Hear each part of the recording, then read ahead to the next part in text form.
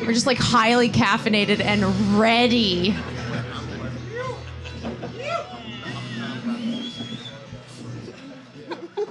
Hello. That was great. Good morning. Thank you, Ryan. Thank you, Skate After School, and thank you, Slow Impact staff, for putting this on. This is amazing. Also, thanks New Balance, too. This panel today is Podium or Per Diem, making it as a woman or non-binary skateboarder. My name is Alex White. I'm your panel host, and I wanted to start off with a native land acknowledgement. We wish to acknowledge that Tempe is the homeland of the native people who have inhabited this landscape since time immemorial. Present-day Tempe is the ancestral lands of the O'odham, known as the Pima, Pipash, known as Maricopa. We have members of the O'odham and Pipash community here with us today at this event, and we are grateful to share the space with them right here, right now. This land continues to be spiritually connected to the O'odham of Salt River, Pima Maricopa Indian community, and Gila River Indian community. The SRP, MIC, and GRIC, located northeast and south of Tempe, respectively, are confederations of two unique groups with their own languages, customs, cultures, religions, and histories, the O'odham and Pipash. The landscape is sacred to the O'odham and Pipash and reflects cultural values that are central to their way of life and their self-definition. Their oral history and song culture are tied to tangible places that are associated with specific historic, cultural, and religious values. Settlement patterns, advanced irrigation practices, and other lifeways driven by a deep understanding of and respect for the landscape are directly attributed to the ancestors of the O'odham and Pipash and serve as the template for the establishment of Tempe. We accept the responsibility of stewarding these places and solemnly pledge to consider this commitment as we are speaking, inhabiting, and skating on native land. Thank you.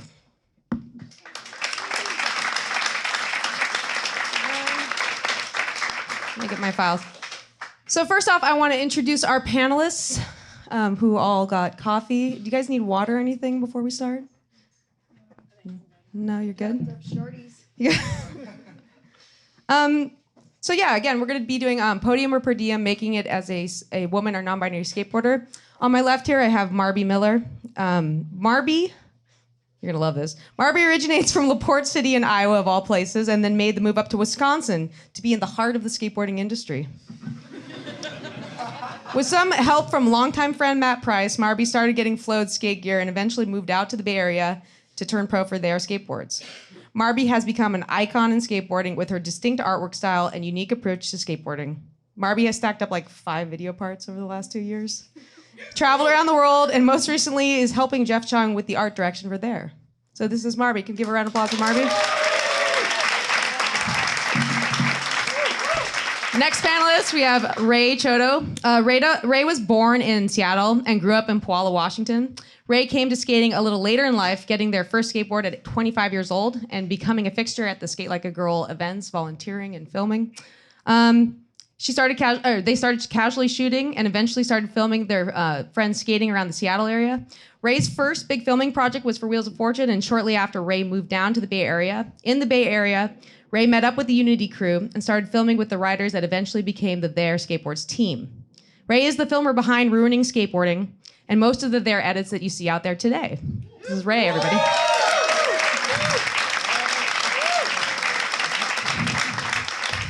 Samarria Brevard is a 29-year-old skateboarder hailing from Riverside, California. She grew up in a big family and got into skating from her friends in the apartment complex that her mom managed. Notable about Mari is that she's like one of the only women to bridge the gap between the dark ages of skateboarding, in the recession, and the dark ages of now. So Samarria Brevard, also, she's got multiple medals at X Games, podiumed at Street League, and also got the cover of Thrasher magazine in 2021. Samarria Brevard.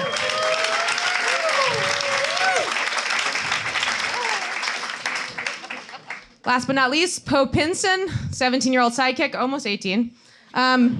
Poe is a phenom from Fernandina Beach, Florida. Started skateboarding when she was 4 years old. She basically hassled her father to buy her a board in kindergarten until he obliged.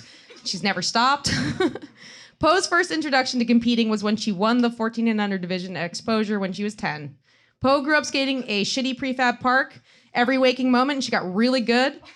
The skateboard career thing started to accelerate for Poe when she got invited to Do Tour, got sponsored by Meow, and started to go on tours. Last year, she podiumed at SLS. Sorry. I really like that. Has been in the streets filming video parts and getting to travel for the first time in her young life. Poe Pinson, everybody.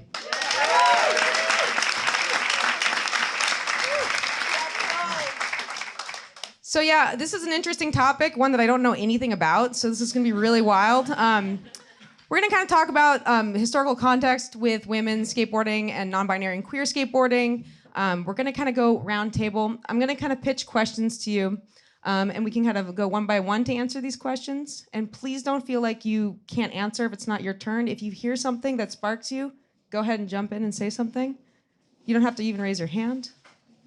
Yeah, go ahead. Any questions? Thanks, y'all. Okay.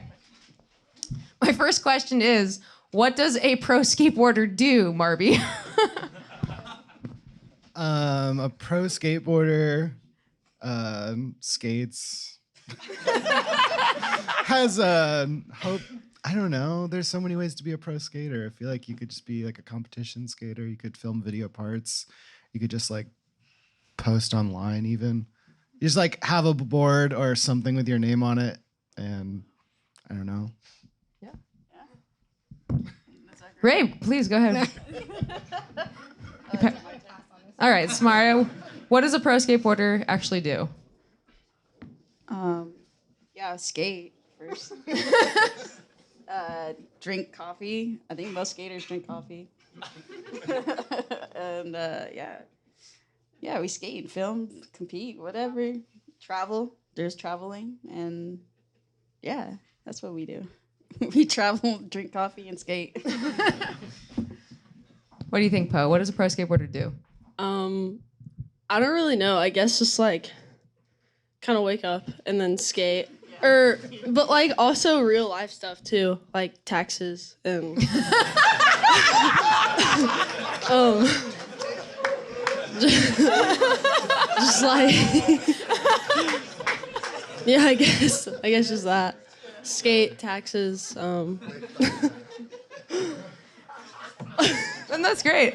I think kind of like touching on the subject is like, what are your actual responsibilities as a pro skateboarder? If for people that don't know what you're supposed to do, they maybe think that you just go out and you just skate. I mean, you guys kind of said you just skate and drink coffee, but what are you being asked to do? Like, what do you feel like is in the scope of work?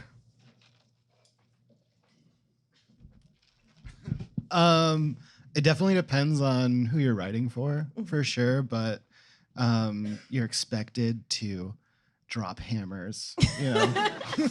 You're expected to post online and film for videos and show up at things, and hopefully everything you do is better than the last thing you do. So it's like an increasing amount of pressure until you give up.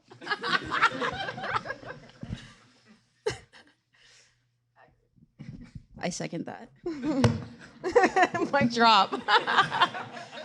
yeah, I guess just like, I don't know, I'm not pro or anything, but it just becomes like a little bit more like high pressured, like, oh, even if I don't really want to skate today, like, I guess I like kind of like should go skate today, you know, like, oh, I got this coming up, like, need to go get a clip here, I should probably do something on this rail, you know, just stuff like that, just like not intrusive thoughts, but like kind of just more, okay, I do have to take this a little more serious now, you know? Totally. Something like that. What do you think the most fulfilling thing is for you in skateboarding? For me, I think it's just traveling. Like, that's probably the best part, is like being able to go to different places and meet a bunch of different people and like get to share this thing that we all do. It's like, it's pretty cool.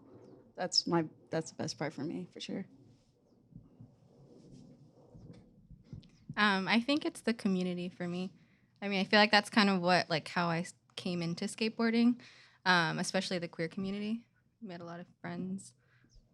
So I think it's just like living your like childhood fantasy of like, I'm gonna go to California and there's somebody who wants to film me. Cool.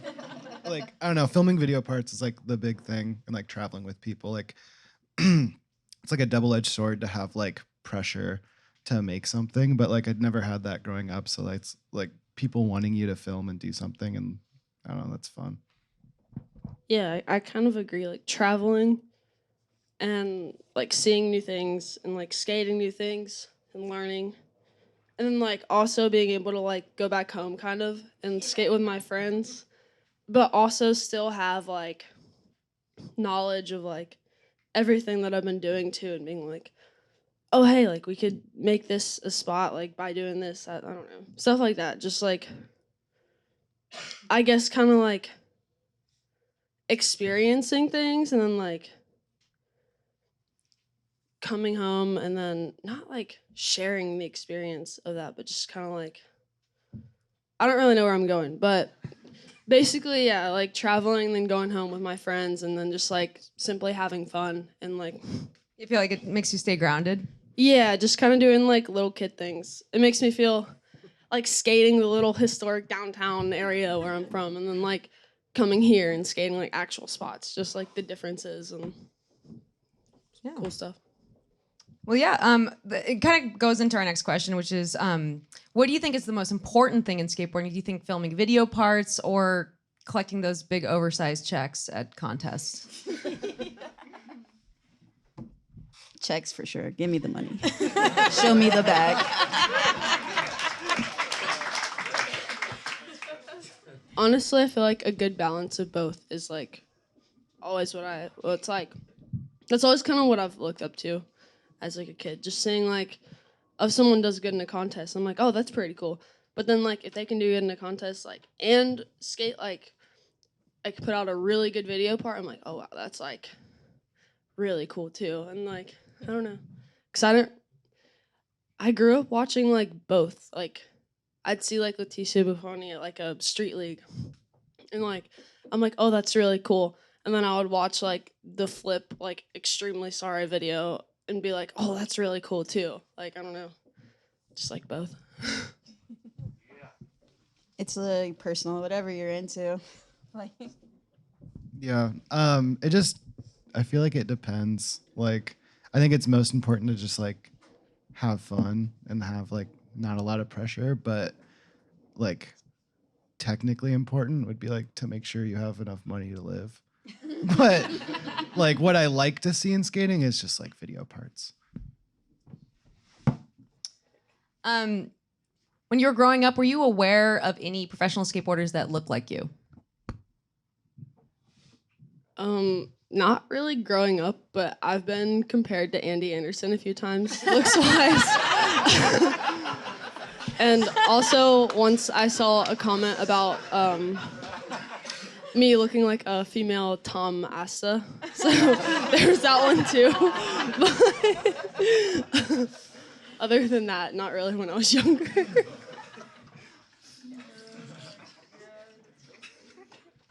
What about you, Mari?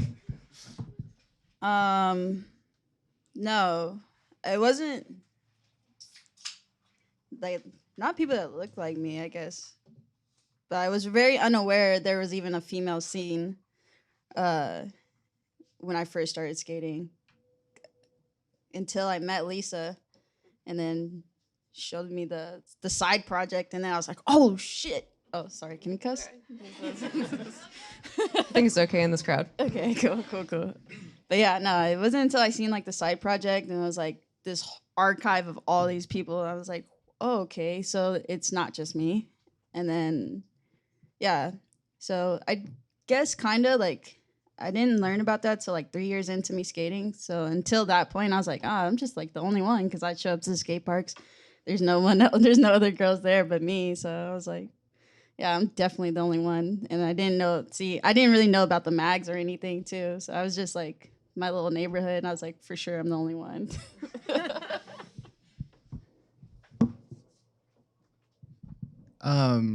Yeah, I grew up in like a farm town of like 2,000 people.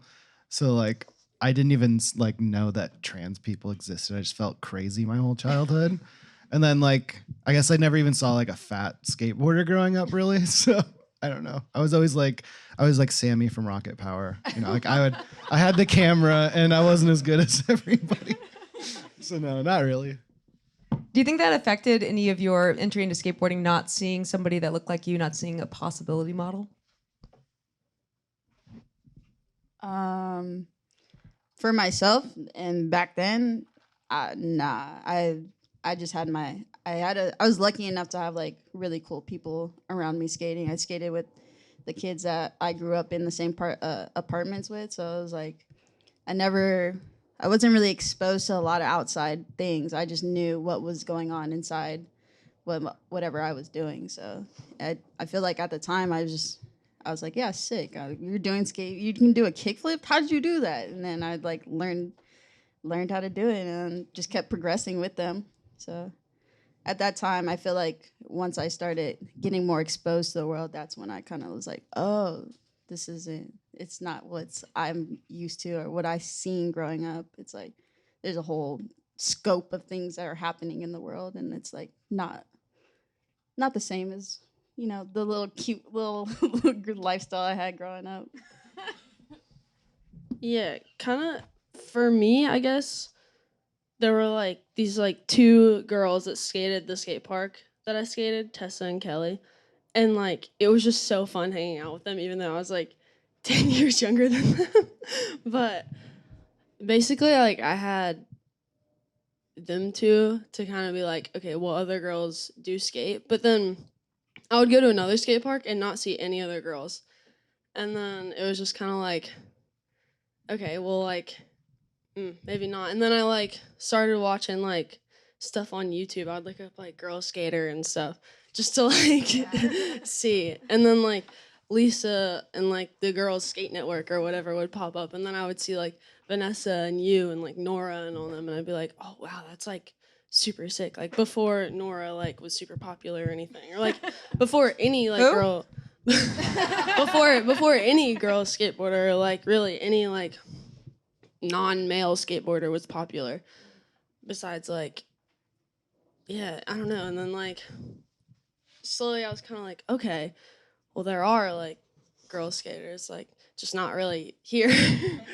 And then yeah, it would just be like kind of weird seeing another girl at a skate park. I'd be like, that's like, even if they like weren't that good or anything, I'd be like, that's like really cool that there's another girl here. And then like over time, slowly, especially in the past few years, it's been kind of crazy because even at like my local park, there are like so many younger girls skating and they rip too. I'm like, that's like so wild to see like so many girls that are actually really good and passionate about skating too. Like, I'm still like not really used to that. Literally mind blowing. Like growing up and like just literally my mom would like take us to all the skate parks in the area and then like drive us to LA and like to different parks, and like every single time I'd show up to a skate park, it's like it's just me. And then I always had to prove myself, and I was pretty good, so like everyone at the end of the day, everyone was like, oh, sick. You can hang. What about Ray? Growing up in Seattle, tell it. No.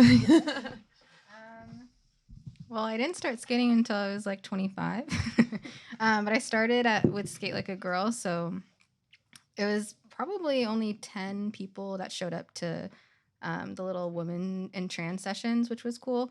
And then now it's pretty full now. So I guess within the last like 5 years, it's progressed a lot. But yeah, growing up, I didn't skate. So this is all new to me. But when you came into it through kind of the lens of nonprofits like Skate After School or Skate Like a Girl, and I think that's a good point to bring up. Yeah, and I actually was more in like creatively, I guess. Like I was taking photos, and Kristen Ebling was like, "Do you want to put photos up at 35th North, the skate shop?" And I was like, "Sure." But yeah, shout out Kristen Ebling. Yeah. Sorry she can't be here today. She's touring with her band, but she would love y'all. You probably already all know her. Do you have anything like that? That topic? Do you have anything like that? Yeah. Hey, I've Marbie. been to Seattle. Was there anything like that in Iowa? I don't know. I feel like I grew up very sheltered. and have a weird upbringing and just like grown up like a confused boy. So I didn't face like a lot of that at first, you know, and like skating was like the only thing I cared about. But definitely when like I broke my leg when I was like 21 and like didn't skate for like 4.5 years. And like, that's kind of when I started growing into myself more and like, you know, with like my identity and shit and like didn't really like, I didn't even think I could skate anymore and I didn't really want to. And then like I just started like, I don't know, seeing like people in like Unity on Instagram and shit and like, oh, that'd be cool to go skate with them. And then, yeah, I started relearning since then. But there was like a point where I was just like, I can't really skate anymore. And like, also I don't really want to. But How come you didn't really want to? I don't know. I just like didn't want to hang out with a ton of skater guys. Like, I love them. I still have like my 2 best friends from growing up. It's just like, I don't know, like I wanted to like hang out with like other queer people and artists and shit. You found that with Unity? Yeah. Yeah. Yup. Yup. Do you feel like your gender identity or race has ever tokenized you in the skateboard industry? No. Not one bit. Yeah, I don't know. Yeah, but I don't even know where to go with that. I mean, we could talk about like Pride Month, how all of us make our money in shoes. Oh yeah, shoe sponsors wanna like only wanna pay people when it's Pride Month, which is cool. Yeah, that's if you see me doing any like dumb shit on Instagram, it's for a check.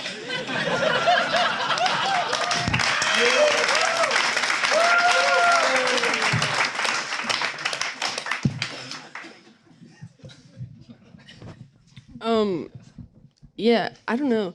One time I went to the skate park and they did not believe that I was a girl. Like, they were like, you're for sure a boy. Like, a girl can't be this good. Like, there's no way. And I'm like, I don't know what to do. Like, do you want me to, like, pull my pants on? I don't know what you want me to do. Like, I don't know, like the United States right now with all the legislation, they might want you to do that, but but, like, I don't know. Or just, like, that was just, like, kind of one of the times where it was, like, or, like, yeah, just, like, kind of going to a skate park and, like, getting all these, like, looks and stuff and kind of, like, having to prove yourself almost. Or then if you go to a skate park and do, like, an ollie, they're like, oh, my God, you're so... And I'm like, what? Like, like, I'm just, like... Or people just, like, thinking that you're, like, some mystical creature because you can do, like, a basic trick as, like, a girl. And I'm just skating here like you. Like, there's no... But that's not, like, everywhere. That's not, like, all people. It's just... It's happened, like... couple times, probably more than a couple times, where it's just been like, or like someone's like, wow, you're really good for a girl. And I'm like, okay, thanks. Like, I appreciate that. But like, can't I just be like good at skating? You know, like, why do I have to be good for a girl? Like, stuff like that. It's kind of like not, or like backhanded where it's like, you mean well, but like coming from like the wrong place kind of, where, I don't know. So like not even, just, I can't even do that. yeah, or it's like, wow, I can't even do that. You're really good. Like, I'm like, okay, like it doesn't really matter if you can do it or not. Like, I don't really care. Like,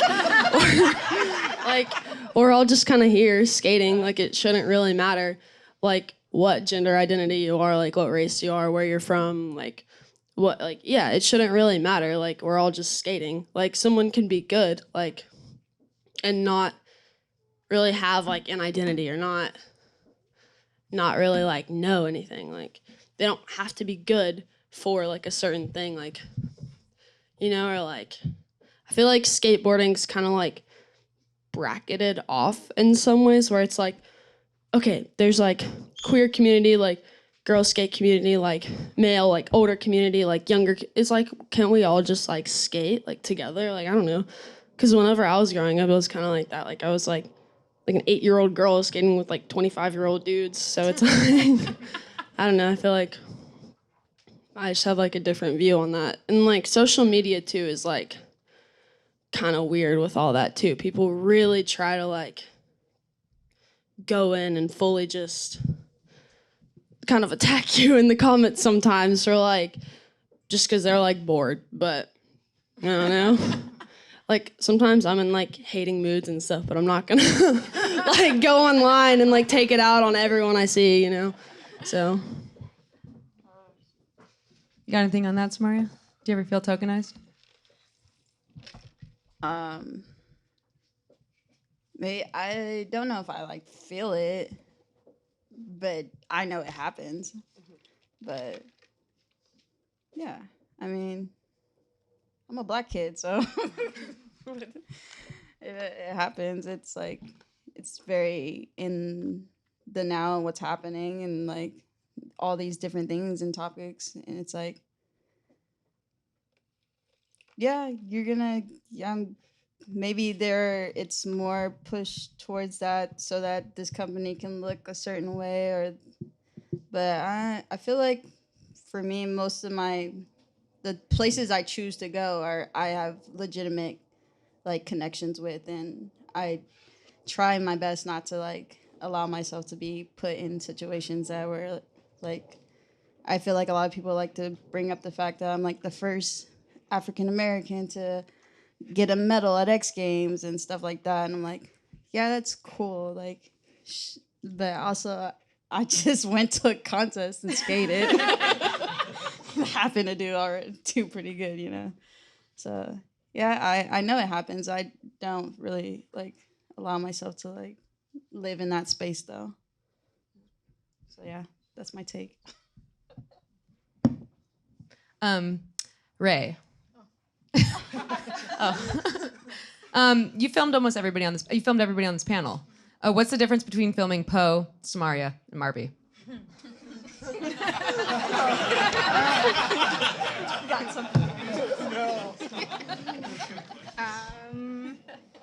Everyone's pretty chill. I'm just kidding. Definitely different styles of skating. I feel like Poe's pretty chill. Samarria, pretty chill. I don't know. I feel like I know people's like what's going. I filmed with Marbie the most over the last few years. Yeah. So it's like I think speaking more with Marbie, I know things that are gonna like distract her, things that are gonna like motivate her. You know, we work well together. Mari. It's okay. I'm intense. Yeah. It's good though. I'm patient. Yeah. It's all, I don't know. I feel like I'm such a patient person that it helps. You are the most patient filmer I have ever witnessed in my entire life. How many hours of manuals have you filmed at Rockridge? Yeah, a lot. But still, sorry, going back to the differences between everybody. No, I don't know. It's like a tricky question, I guess. Well, yesterday we were experiencing a little bit of it with Marbie, and we were skating North Ditch, and then a fire broke out behind us in one of the houses, and that was like really distracting. Yeah. And Had to run up the hill. Yeah, I mean, I think for Marbie, I'll ask her, you know, like, do you want to try something else? Do you want to keep going? You know, we always have tomorrow. I hate hearing that. I know. I'm sorry, but it's true. It's Never true. Coming back. Yeah. I think just checking in with everyone. I think it's cool with Poe, I've noticed, because we filmed on Roll of Their Own last year and then this trip. And I feel like she's like, I'm going to do it again. So I noticed that she, like, kind of knows already, like, the ones that she wants, like, the clips that she's going to keep. And then we ended up agreeing on the clip yesterday, which is cool. Same with Mari. On Roll of Their Own, I feel like she was just taking a nap in the van and then comes out and does, like, a kickflip fakie really quick. And I'm like, all right, sick. But, yeah, different styles, and I just try and, like, match their energy. what is it like filming with Ray? Mari, right away, picking up the mic. Let's go. Well, we've been filming a lot lately, so it's good. Definitely very patient and like definitely will throw out some pretty sick tricks to do. What do you mean? Yeah, he'll flip nose grinds and just the craziest shit sometimes. Ray believes in you. Ray is super easy to film with, and it like so chill that like I freak out when I'm filming a lot. I start getting really stressed out and overstimulated. And I just look over at Ray and they're having the most chill time, and I feel even crazier. I'm just like ripping out my hair and stuff. And you're like, you got it. Like, don't like I don't know. Super chill. Yeah. No, don't freak out with me, but like I don't even see judgment. I'm just like I don't know. That's good, but like you should be sometimes, like being a baby.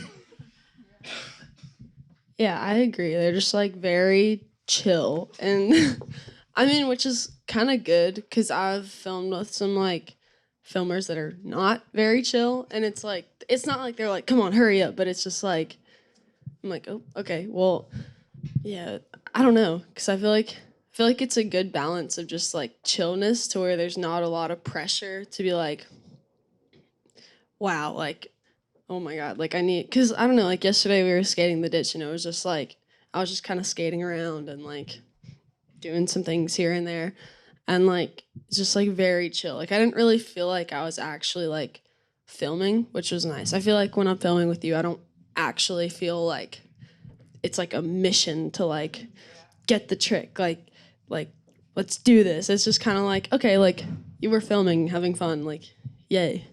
And I don't know how to describe it really, but yeah, just like chill, low pressure, very patient too, which is cool. Like sometimes I can kind of tell when filmers are like getting a little like antsy. Hangry. Yeah, but like you're like really like just like consistently like yeah, like you got this. Like you want one more? Like okay, like yeah. So yeah. Yeah, you are like so patient that like I almost need like someone to like start getting impatient with me. I think it helps me commit. Just like yeah, you need to be like, all right, we're gonna leave. Like Ray, what do you film with, and what do you keep in your camera bag at all times? I film with an HPX 170, and I also like filming on my High 8. That's like what I started on. Camera bag, lots of wax, a lacrosse ball, and fisheye, Band-Aids. Snacks? Oh, hella snacks, yeah. I do like snacks. What else? Chapstick.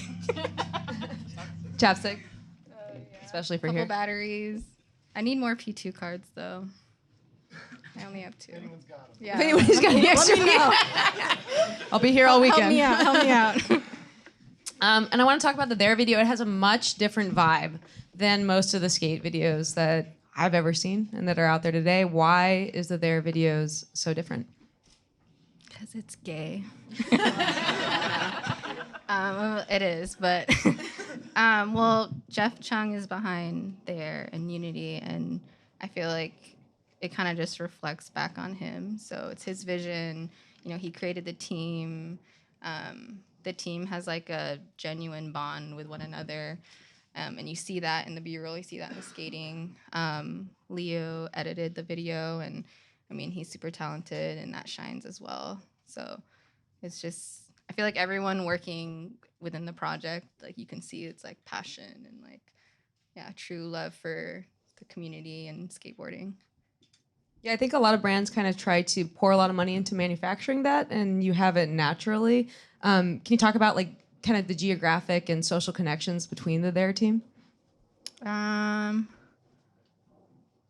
Like, what do you mean? Like mostly Bay Area, and you know what the general, like you all hang out together, you know, Yeah. and literally do stuff and do community events and things like that. Yeah, there's a lot of people based in the Bay, LA, and New York mostly. and then Leo's in Seattle. But I think Jeff does a good job about trying to do meetups. Whenever he's traveling, whenever he has an art show. But usually, yeah, within the Bay. It's mostly in the Bay. Yeah. So I'm going to move into Samarria. You've been like a professional skateboarder probably longer than everybody else on this panel. I want to talk to you about, over the last 20 years, it felt like there was a long time where you had to do contests in order to earn a living in skateboarding. And what was that like? And has it changed? Yeah. It was fun because back then, we had our like same people that were showing up to all the contests. So it was fun to like pull up and be like, see Alexis, see Leo, see Leticia and everybody, and be like, have a good time and skate a contest and maybe win some money, And it was like definitely like the only platform we had to like get that extra exposure that we needed to like continue to grow. And that was fun. I liked it. I liked contests back then way more than I like them now. They're a little more serious these days. But yeah, that time was fun. It was definitely a bigger struggle because it was like not making any money that whole year. You're just like waiting for the summer to hit so you can hit these 2 contests and like hopefully get something.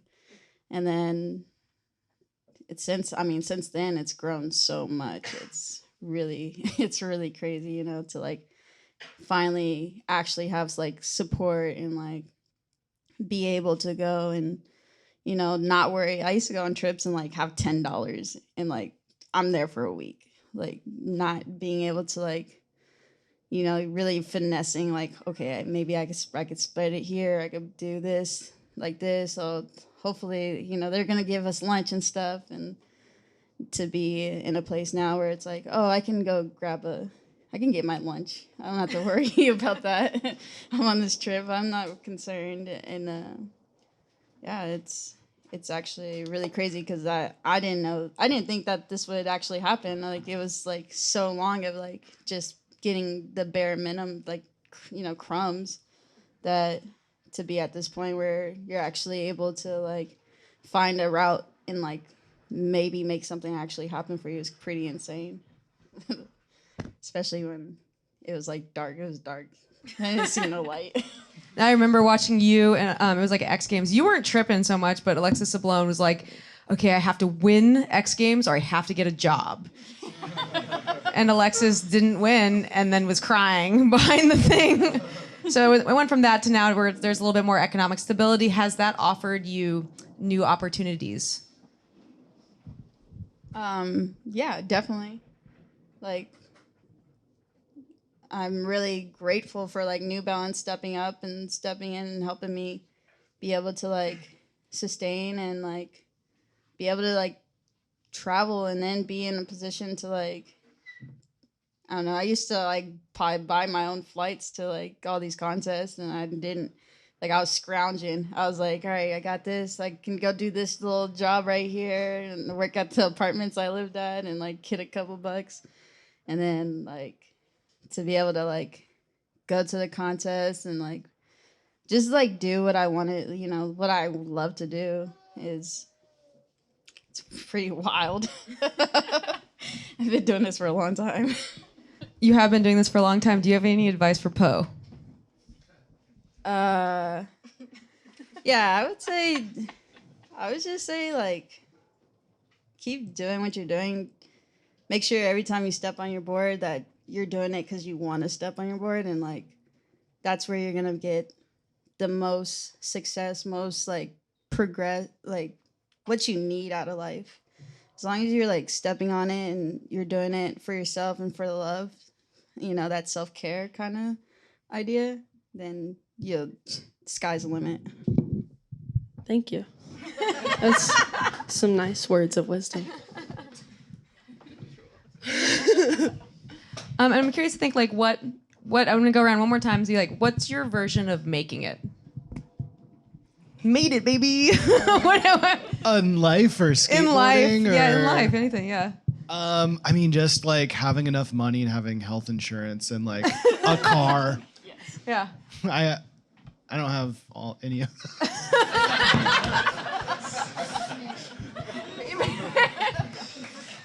Ray. I don't know. I feel like as long as you're doing what you love, and you're surrounded by community, then I feel like there's success in that. You know.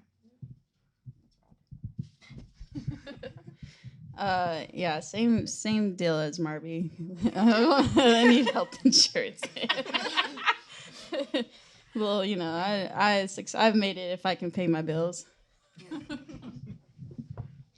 Yeah, I guess just kind of being able to like wake up and be kind of stoked to wake up. Like, even if you're like, you don't have to be like a pro skater to be successful in life. Like, even if you wake up and you just work like a job, like, as long as you are stoked, not even that day, you know? Because I mean, I work a job too sometimes, like a few days a week, and I don't know, sometimes I'm like not totally stoked, but I go there and I have fun, you know? Like, it's a restaurant, but it's still fun to me. So I guess as long as you can wake up and like go through your day having fun and like, yeah, like have the bare things to survive and just like kind of being stoked on life, I guess. That's like success for me. I like that the bar is basic human rights. Like, pretty much. Okay. And in closing, I'm going to close with one more question, then we're going to open it up for questions and answers here. If you could skate one thing for the rest of your life, what would it be? Got this. Probably Rock Ridge. It's like the one. It's like people can. It's like a retirement plan for skateboarders to skate curbs, but it's like the one last little bit of skateboarding where I don't feel like I need to be productive when I go there, because like you can easily just get stuck hanging out there all day because there's a Trader Joe's next to it and like a coffee shop, and there's always people skating and everyone's like super friendly. So like, I don't know. It's fun to just like get dumb there. I don't know. Like, I don't know. You can learn new tricks there. Yeah. You can get hurt. I watched a friend break her arm on a slappy, but like it's pretty low impact, and you can work on flat ground and play your friend and skate and like talk about going somewhere else and not.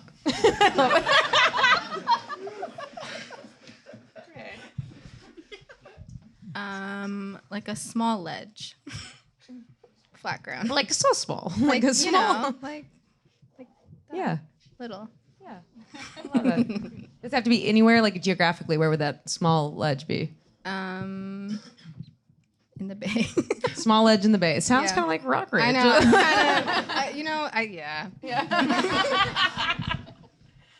Yeah. I'd be stoked on like a little small mini ramp that's like extendedly long. Yeah, that's probably my dream one. Yeah, I feel like a good long ledge, but that's like also wide enough to be a manual pad, and then have like another ledge on top of it with like little like down ledges that are like not too high off the ground. No. Like an all-purpose ledge. An all-purpose ledge. You really stayed up last night. They asked me what the question was going to be last night. You really did stay up all night thinking about this. Did you draw a picture? No, in my head, kind of. But I was really thinking about it. I could For a tell. while. Well, I want to thank you guys all so much for answering my questions. And now I want to turn it over to the public and see if anybody has questions for the panelists here. And I'll repeat back the question the best that I can. So, I'll start with a silly question. sure. You all say you love coffee. What are your choices there? Off skateboard brand, but We need to know what everybody's coffee order is. I usually just get like cold brew with oat milk. It's easy. I actually got a matcha today. I get the same thing every time, a vanilla oat milk latte. Recently, I've been on like not as much caffeine. So this is like a dirty chai with oat milk. Yeah, there is, but it's whatever. Thank you. Christian? So like we kind of discussed like how the scene's growing for women non-binary. How does it feel to kind of be in the sense like right now like the forefront of that? Like I work with CSEF and like one of the questions we asked last year of our applicants is like, who's your favorite skateboarder and like why? And an overwhelming majority is like we have a lot more like women applying and like Marbie and Samarria, like your name came up a lot in there, and it's really cool to see because like I used to manage a skate shop. Like I'd have girls come in and really like their only options, or not like options, but like the mainstream like skaters that you would see were like Marissa or Leah.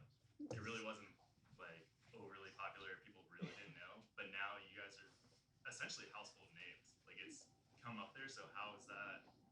I guess being in the space, seeing that like happen, like you're kind of becoming like the living legends, and it's not like you jog yourself, but it's kind of cool to be like you're like leading the charge right now, and now you kind of have like a whole fan base. Has that been like a cool thing to see versus growing up where it wasn't as prevalent?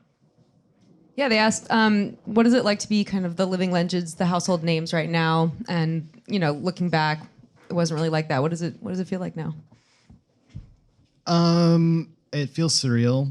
I don't know, weird, because like I never saw any of it coming. So it's hard to even put it into words. It's just like I feel like I've been dreaming for like the last 2 years. You know, like I didn't skate forever, and then I started skating again, and now I'm like skating more than I ever have, which is cool. And then like also just like I don't know, like seeing people I can relate to skate like I mean, especially I live in the Bay, so it's just like you show up to Rockridge, there's like 5 trans people there like at all times, which is weird. But it's great, not in a bad way. But. There can only be one. What about you, Samarria? Yeah, it's been really cool to see, honestly, because, you know, just going through that phase of just like not seeing any girls skate at all and thinking like, oh, I must be the only one, like in this little weird bubble, to seeing like all these girls at the skate. Like at my own local park, I showed up one day and there's like the whole squad, like there's 5 of them just getting it, and like they were really rad. And I was like, wow, this is like insane. Like I would like back in the day, I would not have thought that this would be a thing, and it's really cool to see like the progression. The progression is insane. Like these little kids are getting it. It's like I feel like it happens with the dudes too. Like I remember Tom Shar being a little like one of the first people to 1080, like, and just like helping raise the bar. But it's like it's cool that we get to like show what's possible, and then like to see it like manifest the way it is pretty epic. Thank you, guys. Thanks for the question. Kyle. So one of the things about being in skateboarding a long time is it can feel now like it can be really tempting to have rosy glasses and think like, oh, skateboarding's so much better now, right? It's so much more inclusive. There's so many different people who are skateboarding compared to my own childhood, etc. I guess the question I have is like, is there a trap in thinking that like it can be real easy to say everything's better and things are just going to keep getting better? So first question is like, is it as good as some of my peers think it is? Like, oh God, like it's the industry is full of trans people. It's full of queer people. It's so much better now. Is that true? B, like, what is the path forward now? Is it like hands off the wheel, skateboarding will take care of itself and continue to improve, or is there labor to be done? That's a great question, Kyle. I can't summarize the entire question, but yeah, are we at this point where right now where it's arrived in the sense that we see it maybe on social media and things like that? Like, yeah, it's all inclusive, it's great now, but is that like kind of a false reality, or will it take care of itself?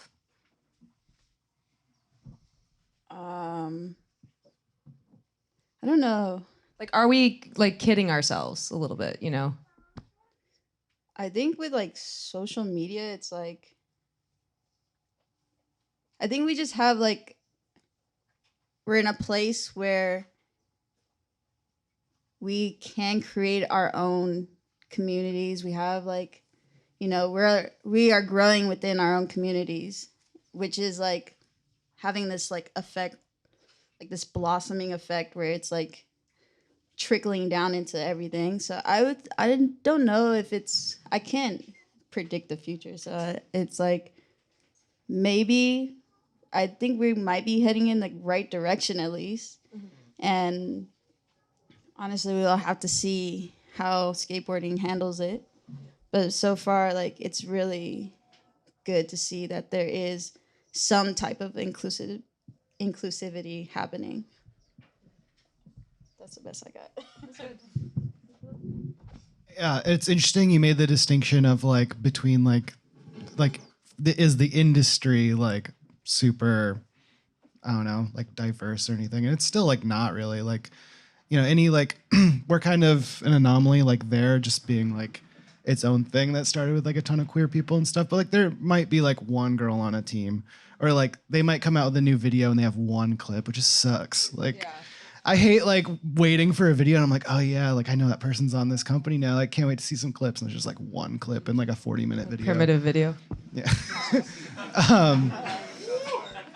But I mean, it's obviously getting better just because, you know, like how much like exposure is like a double-edged sword, because it's cool to like see people you can relate to and like create a sense of normalcy. Like, oh yeah, there's people like this that skate. Like, oh, this is like sick and stuff. But like without any like proper, I don't know, like you put people in like vulnerable positions, you know, like it's cool that there's like a lot of like women and queer skaters and stuff, but like having like Instagram and shit, like there's a lot of people that like me, but then there's like a lot of people that fucking hate me too. So I don't know. It's like I don't even know where to go with that. It's not done. I don't think it ever will be. Like there's always gonna be like people who are like feel like left out. And so like there's not like it's never gonna like reach an end point. But it's obviously better than when I grew up, which is cool. I mean, I'm new to the skateboarding industry, but even seeing like the big scheme of things, like who works at like Deluxe or NHS, like there's not a lot of like maybe queer people or non-binary women people. So I think like there's still a lot of work to do.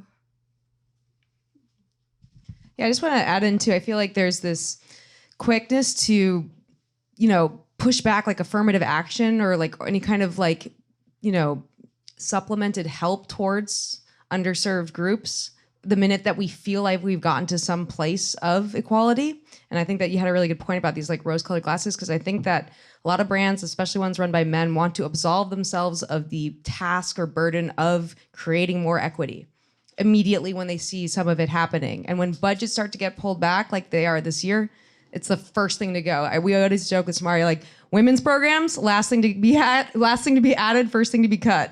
You know, so you know, and I see it happen all the way. Like, oh, we'll just get some women in the van this year. We're not going to do a women's trip, or we're just gonna, you know, we'll add that group, or we'll make one hire, we'll make one addition. So yeah, I just thought, Kyle, that was a great question. So thank you. Any more questions back there?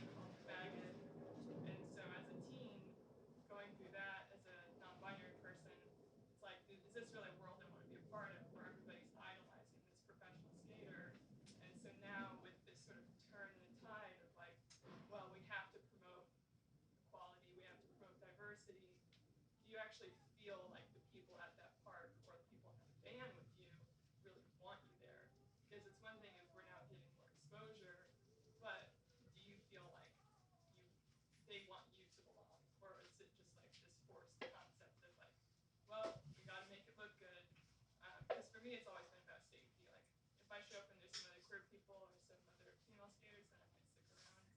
But if it's just dudes, like, I'm not going to stick around. So I just don't want to re-experience that sort of childhood trauma. But a lot of you are younger than I am. So I'm just curious, like, do you actually feel like they want you to belong? Or is it just this, like, surface level invitation? It's a great question. I'll let you guys answer that. I can't repeat that whole question because there's personal stuff, but thank you. I don't know. I would say just like that's tough. I mean, I feel like ultimately you like don't really know what other people are thinking. So it's like for me personally, sometimes I'm like kind of anxious about that too. Just like maybe I don't really fit in here. Maybe I'm like I should just go this and that. And then I'm like, you know what? No, like I'm here to skate. Like I love skating. I'm not here to like think about what other people are thinking, what everyone else is saying and stuff. Just I don't know. I feel like ultimately it just comes down to like not because sometimes like it's kind of hard to stand up for yourself and stuff, like especially like in your situation. Like that's like I couldn't even imagine. That's like kind of hectic, or not kind of hectic, extremely hectic. And what was the question again? I'm so sorry. So do you feel like there's an authentic desire, like inclusivity is something that's a shared value, or is it something that they're just kind of like checking a box? Yeah, no, I feel like in some cases they're really just checking a box. Like I've had like brands kind of hit me up and be like, oh, like we'd love for you to come ride for us, this and that. And then like in reality it's like, do they just need a girl on the team, or do they really like truly like my skating? And it's like I feel like a lot of the times you just kind of have to trust yourself too, like your intuition. If you don't feel like it's right, then like don't do it, you know? And I feel like that's a lot of it, just trusting yourself, like being confident, you know, and like who you are, just kind of being able to like look at everyone else like I am who I am. Like I don't really care if you like it. Like this is me. Like you don't exist for other people, you know? Like you exist for you. So I feel like that's just like kind of what I have to remind myself a lot of the time.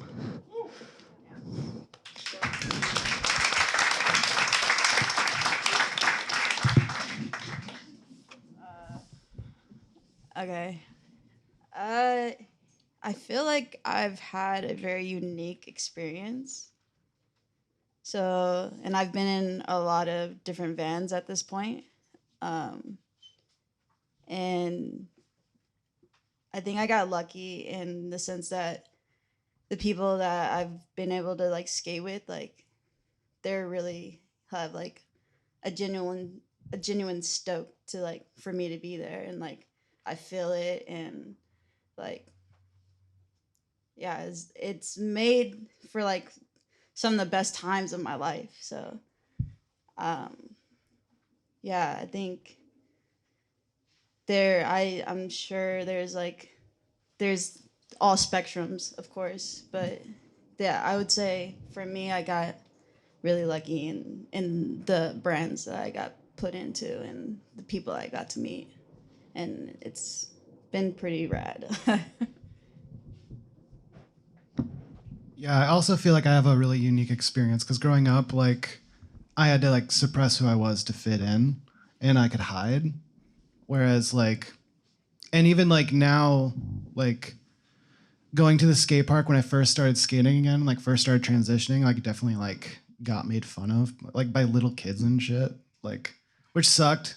I luckily didn't have anything like too crazy ever happen at a park, and then I kind of got better again, and then you kind of forget like skill privilege, you know, like if you're good enough, like if you're skating at the same level as somebody, like they treat you better than if you suck, you know, or like if you're not like shredding super hard. So like when I first started skating again, like I was just doing like slappy no slides and rock fakies and stuff, and like it was definitely just like getting made fun of. And then once I started getting my skill back, the the treatment was like a lot different, you know, because like they're like, it's kind of like when people are like, oh, well, like I don't care, like that dude can fucking back tail, like, but then especially with like companies, I'm not on any companies with like I'm on Crux, which is fucking goofy, and There, which is like all queer people, and then the only trips I've gone on have been with There and like the Roto tour, which was just like all like women and non-binary people. So it's just like already people I was friends with. So I've never even been put in that situation, but definitely when I'm at a park now, like parks suck because I can never tell if I'm getting vibed out or if somebody just like kind of knows me but doesn't want to talk to me, or like, or I'm like, is this like one of the dudes that like tell me to kill myself on the internet, or like, or like skating with like when I first started skating with like other like women pro who are like cis, I was like, do they feel comfortable with me here? Like, also like with like the men like who are like better than me at skateboarding, like why does she have a fucking truck? Like Why does she have a Crux yeah, truck? which is like always in my brain. So yeah. I had a comment once that was like, if you're telling me all I had to do was put on a dress and skate and I'd ride for a Crux, my life would be so different. I'm like, yeah. I'm like, I make $200 a month. Your life would be more different, like with a paper route.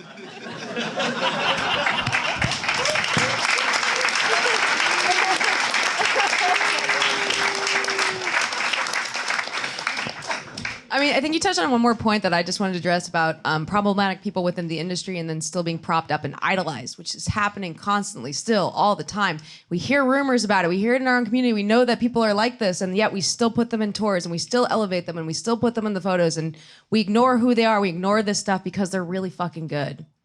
And that's not a good mark of character. Ignoring what people are, what you've heard actual survivors talk about, like this prevalence of rape culture in skateboarding still very much exists. And, you know, some of us have been fortunate not to be, you know, subject head on to it, but we all know it's happening. And we still let them get a third Nike Pro model shoe, and we still let them, you know, be front and center and everything because we excuse them for really good skateboarding, and that's got to stop.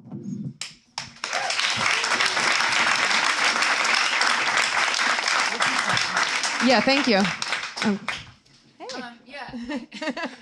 I actually don't have a question, but I kind of wanted to follow up what Kyle was saying is, I mean, look around this room. We're saying that there are so many more women and non-binary people and queer people in skateboarding, but like, it's not necessarily being represented even here. So like, I think there is a lot of work that we have to do. But that being said, I just wanted to thank all of you, because for me, when I stopped skateboarding, I went to a WT camp and Mari was there, and I was like lurking the whole time, just like watching Mari rip, and then Marbie was at the last one, and like, that's the reason I started skating again. So like, thank you for what you're doing, and like, it's making it worth it to be in a room full of men and like want to prove them wrong sometimes, and sometimes not want to prove them wrong, and just fucking skate because I just like to skate. So thank you. Thank you.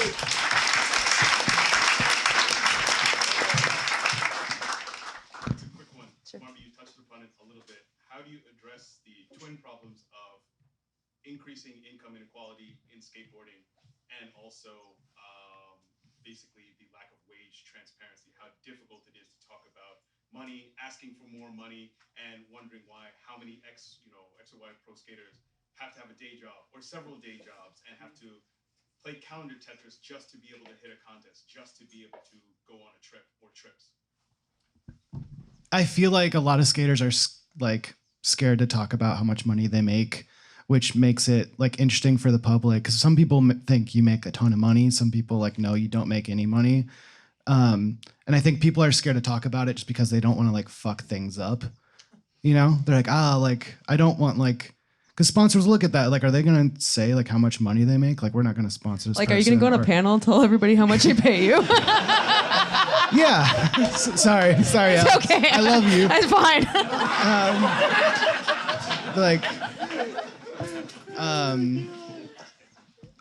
Sorry, I'm trying. No, sorry, I didn't mean to interrupt you, but you're saying No. like people don't I'm want to off. fuck things up. Yeah, no, people are scared to fuck things up. fuck, I feel bad. Can you repeat that question? I got sidetracked. Oh yeah, it is addressing income inequality and wage disparity in skateboarding, and how do we get people talking about wage transparency? And I know that, for example, if you're a government employee, your salary is listed publicly. If you are in a sports league where there's a union because of collective bargaining laws, you have to talk about how much money you make. That's why we know how much certain athletes make, because it's part of their union agreement. Skateboarding doesn't have any of that. It's still very West Coast, hyper-libertarian.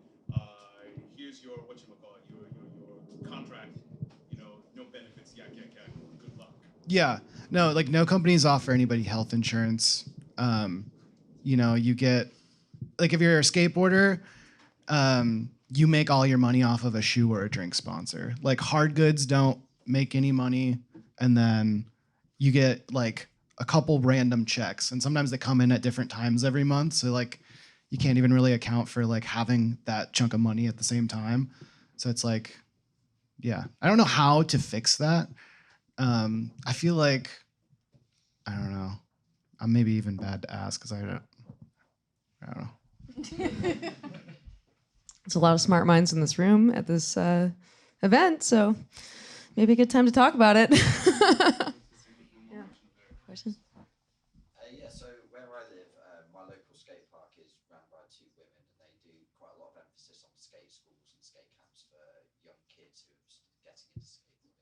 So I just thought it would be curious to hear your thoughts on what you think the scene will be like in another 5-10 years from now, when the next generation inevitably comes up, and if there's anything specifically you guys would like to see put in place for their benefit. Next to 5 to 10 years, anything specifically you'd like to see put in place, and where do you think it's going to be? I don't really know.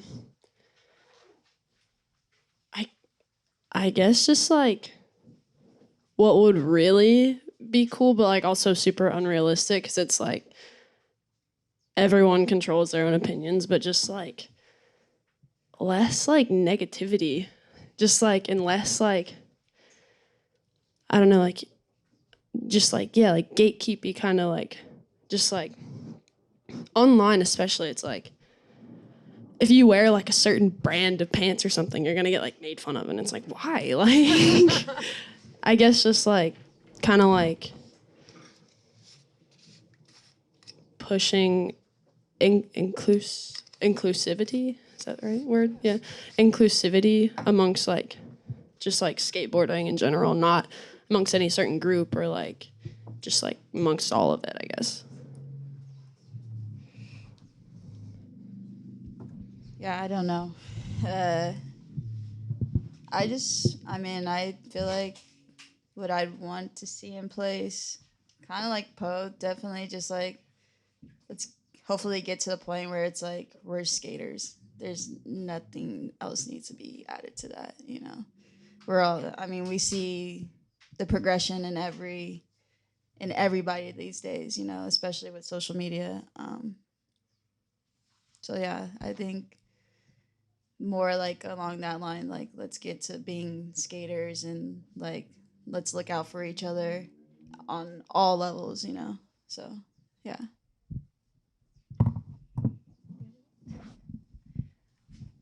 I think kind of just including more people in the industry, like I was saying earlier, having women, non-binary people working in the industry.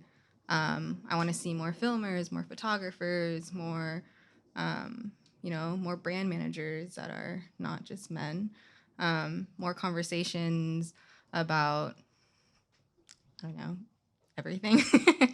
And then I think when we put those people in places, it's just going to hopefully naturally, like, I don't know, make it more safe for everyone in 5 to 10 years.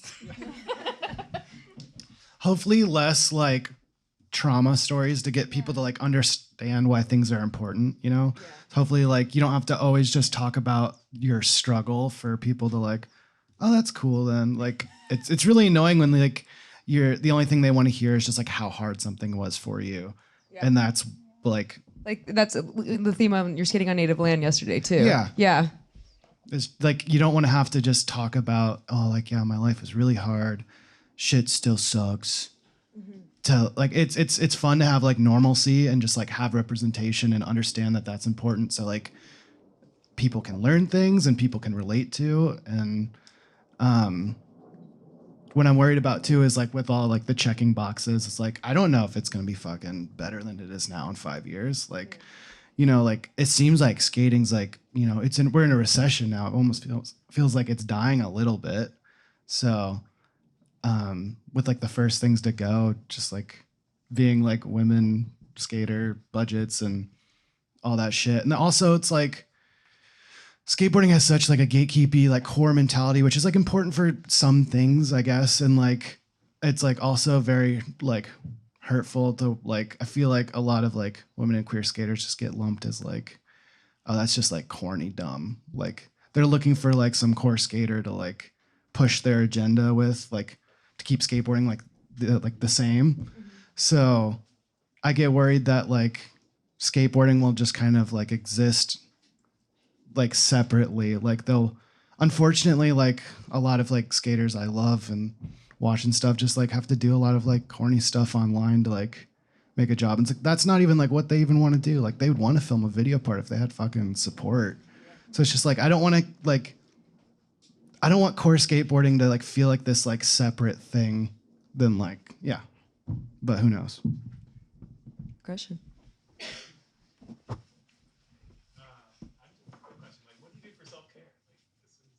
Self-care question. Oh, I like taking baths.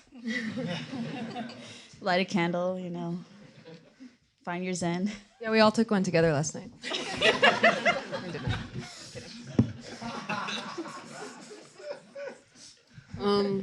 Yeah, self-care. I don't know. I've been trying to do like yoga recently. I guess that's like kind of self-care. Yeah, I don't know. I'm like, I stay like pretty busy like at home and stuff. But I don't know. I'd feel like I find self-care in like a lot of different aspects of life and just like small little things like skating, just like having fun, listening to music and stuff, like alone. That's like kind of self-care for me. Definitely baths. I take like a bath every night. I love a bath. I've been stretching more just because I keep getting hurt, kind of have to. Eating better always makes me feel better. Like walking around in the morning with headphones on is really nice. It feels like you're in a movie. Main character energy. Yeah. Oh yeah. But like cooking a meal with friends, that's like honestly like the best thing. It makes me happy. I'm gonna say baking. Yeah, I think that's the main thing. Music, listening to music. You've been so patient. Thank you. Yeah, I just want to ask a question. Like when the camera's not rolling, it's not serious, you're not working your day off. What do you guys skate for fun? Some people like to go to a basketball court or tennis court, flat ground, you slap your curve. You give me that wall tramp. That's like my when nobody's watching. That's what I say. But yeah, I just wanted to get a feel like what do you guys skate for fun? Like on a Sunday when there's no pressure, you don't have to go, you're not trying to get the clip, you're not working on this trick they have to get by this. And it's just like hands on, just skateboarding on cruise control. What do you guys do for fun? What do you do for fun? I probably do all of like just like the weird tricks that I have that everyone, I don't know, like I'll do a bunch of Benihanas. Ted would love that wherever he is. I guess just like, I don't know, like I'll like kind of walk around. I'll just like be like bringing my board to my car. I'll just like mall grab there. I don't know, just like stuff that's like typically kind of like, oh, you're not really supposed to do. Like some finger flips, street grabs, I guess. I don't know. Definitely just going on a mini ramp, going really fast. I'm doing like 5-0s, front 5-0s are like my favorite thing. So That's what I'd be doing for fun. Love a good front shove. And a heel flip. Yes. I like maybe it's not appropriate, but just like I get stoned and for some reason like all I want to do is like see how long I can manual.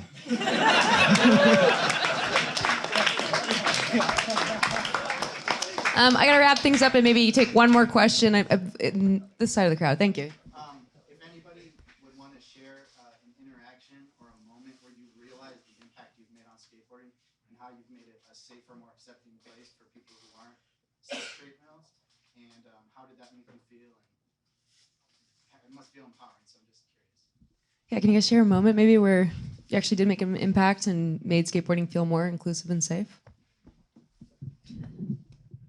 I don't really know. I guess a few of the moms of like the little girls who skate in my local prefab park now, they're like you're really inspiring, this and that. And then one time I got a DM about some dude naming his kid after me, actually.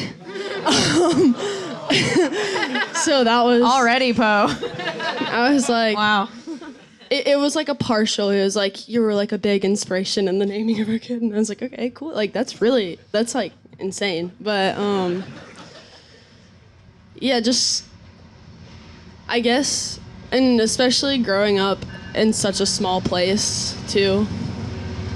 Ooh, that's a sick train. But like growing up in such a small place, and just kind of seeing like a lot of girls too, like some of my like friends' younger sisters, like some of my friends' just younger siblings in general, like not even just girls, like everyone just kind of like around where I grew up being like, you're like, you inspired me to skate, you inspired my daughter to skate, like you inspired my kids to skate like this and that. I feel like just that right there, I'm like, there's no way. Like I still never believe that whenever someone says that. I'm like, that's insane. Like, but basically one of those moments.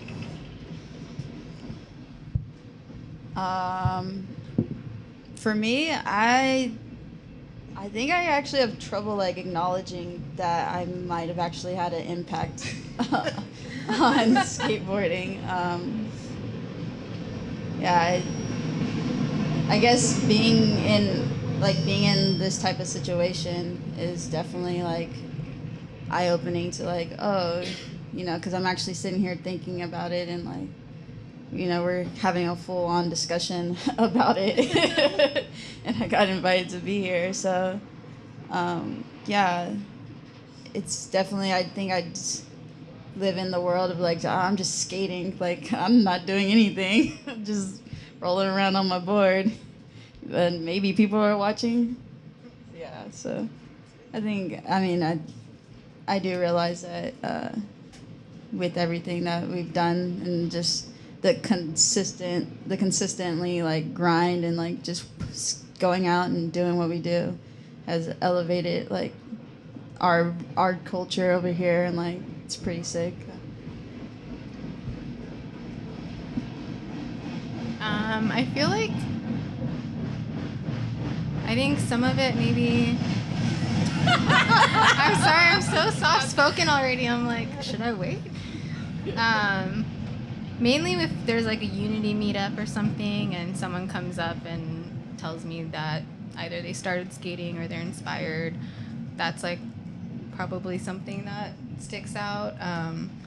Also just when certain people have reached out to work on projects, like Shari, I feel like when she reached out to me, it was really sick because she's a big inspiration in filming for me. Yeah. Definitely after like, I mean, it happens all the time, which is sick to like hear it, but like after the first like Ruining Skateboarding premiere in like New York, like a bunch of people like came up and were just like saying the nicest stuff I've ever heard and like couldn't stop crying kind of thing. Like didn't expect that to happen, but like, and it seems kind of fried to make like an hour-long skate video and make people watch it. But just knowing like a lot of people, that's like the first like skate video with like a lot of people that people could relate to and see themselves in, and hearing that was just like sick. Like it worked. I don't know. Like people like it. Well, thank you guys so much. I want to thank the audience here, for everybody for showing up for this. And on behalf of Slow Impact and the panelists, I want to thank you so much for coming out for Podium or Diem. And thank you all for sharing your stories.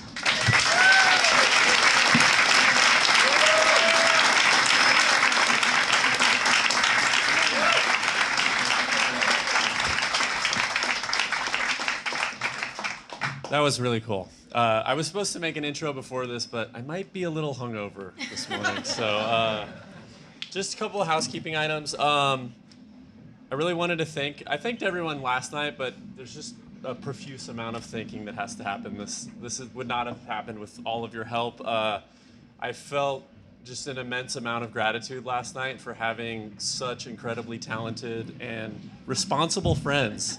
I literally just had an hour-long conversation with Alex, with Mo, with Kyle about these panels, and they organized the entire thing. They organized the reading. Sean Bonnet was like, yeah, I'll throw together a skate video cover band, no problem. And I'll show up to your backyard with 6 people and a full video projector. So yeah, and obviously thank you to Cowtown for donating all their audio equipment and hosting the Continental Breakfast.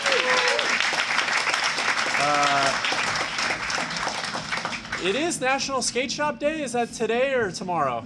It's today. Okay, go buy a bunch of shit from Cowtown. That would be really awesome.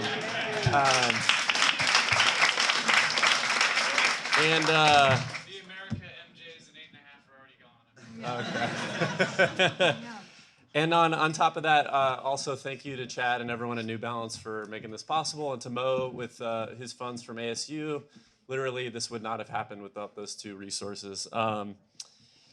So today on the agenda, we've got the Tempe Spot Seekers, which is basically giving ourselves a break from organizing. So we put together a little spot book, and we have some prizes. Everything is skating distance. And I want to thank Marco, who is basically the patron saint of spots in Tempe.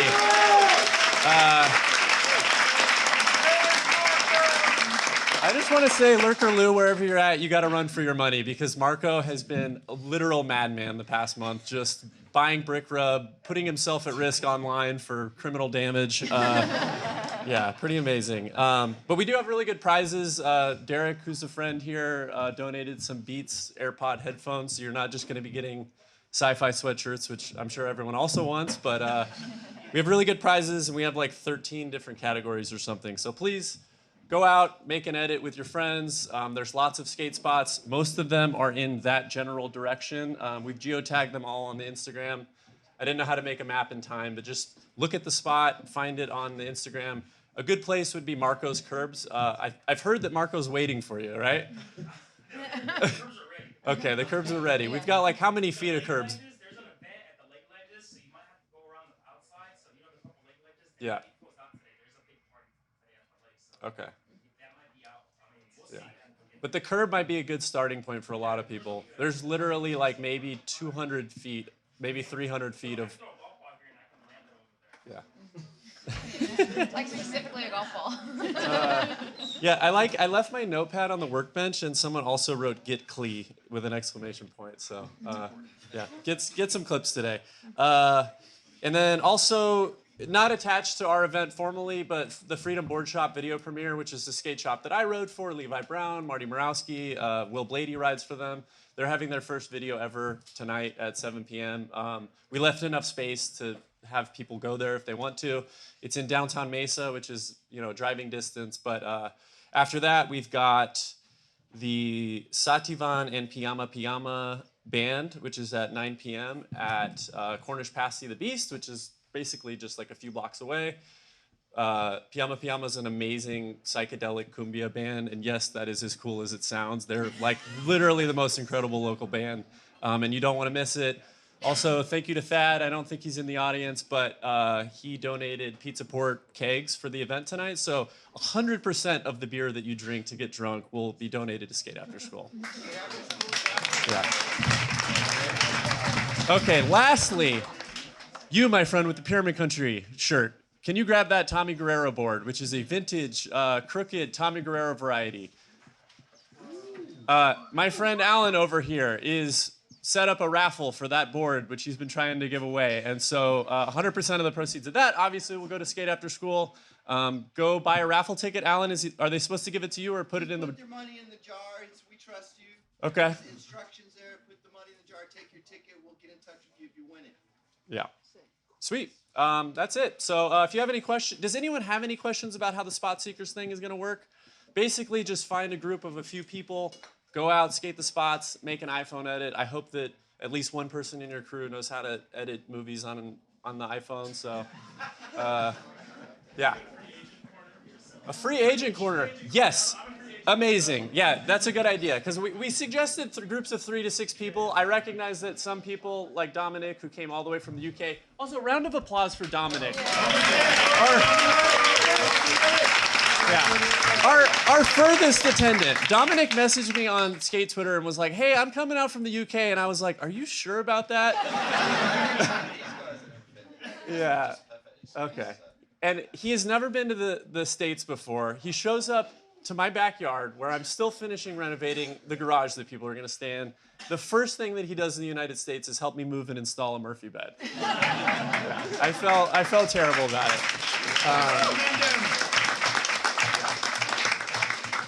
And while I'm at it, other thank yous that are in order. Giacomundo, Adam, and Eli showed up a few days early and helped me with planning everything. And I think